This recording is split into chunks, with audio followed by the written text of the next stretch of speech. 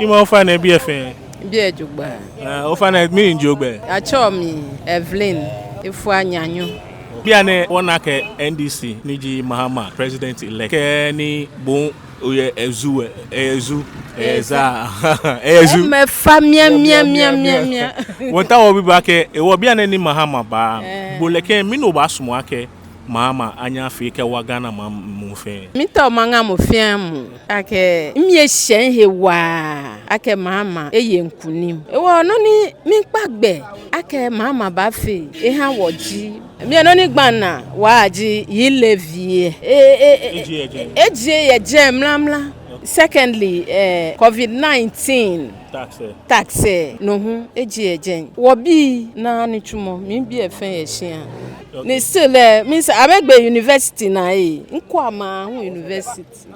Ni still amehia amena no twumo. Wo mi pa Mahama fai. Ake ewa mi alo ewa wo bi na amena no twumo. Ufane ingbe poten oyo. Iye Chorkor bie. Chorkor ngbe fa.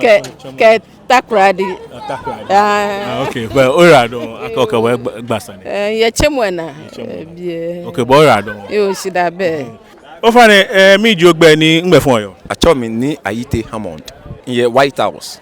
Bia na afon shiki e wole nche wona ke Mahama ewini. Ake ojimanyo ni Ghana nyojibo e. Mi ni country no akoba sumo ni Mahama afi.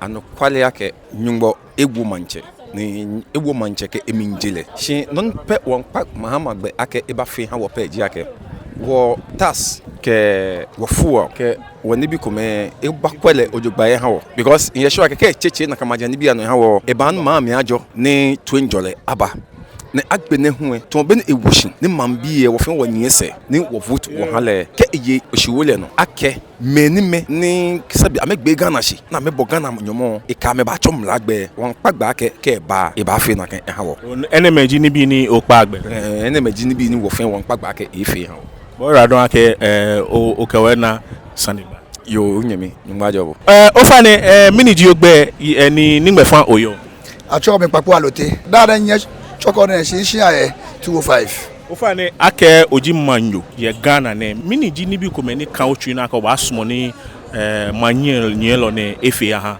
Ghana me no page daga shi ka okwe wo suku ya de minta wo ni wo mahie nyelo here ne ba e wo menwu ko ni e ya hie ke school ya te hie Ghana ba hwele e wo afia ni